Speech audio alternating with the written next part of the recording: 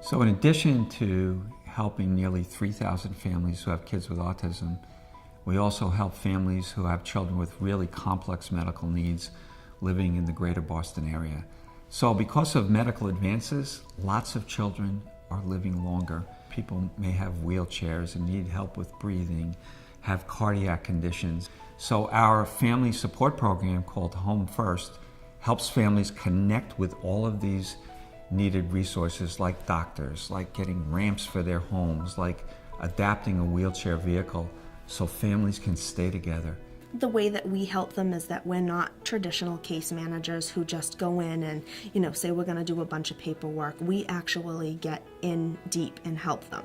We help them from start to finish, trying to identify nurses, trying to identify PCAs, trying to identify funding sources where, money's tight nowadays in the state of Massachusetts. So anything that we can try to do to help them ease their burden a little bit, we do.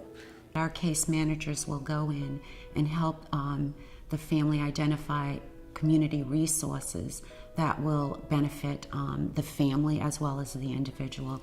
The whole goal there is really to keep the family intact. HMEA has helped us since we joined HMEA. I heard about them through another source in 2008.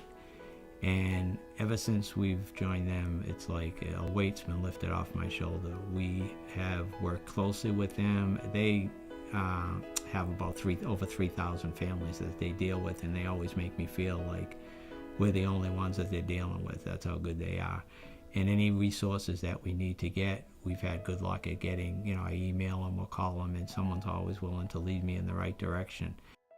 And that's the way I've moved along with Haley. It's like every stage is different. When she gets to be 18 years old, she can get SSI, and then it's Social Security that she gets. Then when 22, you get the transition. And I never knew. And then the guardianship, that's at 18. But years ago, when Haley was growing up and people told me about it, I was like, I'm not worried about that. She's only 5. But before you know it, you blink, and then all of a sudden, she's 18. And the problem we had was with Haley's bedroom is she was outgrowing that bedroom, and we definitely wanted to keep her at home. So HMEA worked with me to try to get a fundraiser going for Haley, which turned out to be much bigger than we ever expected. And it took about a year to raise the money to do her room over.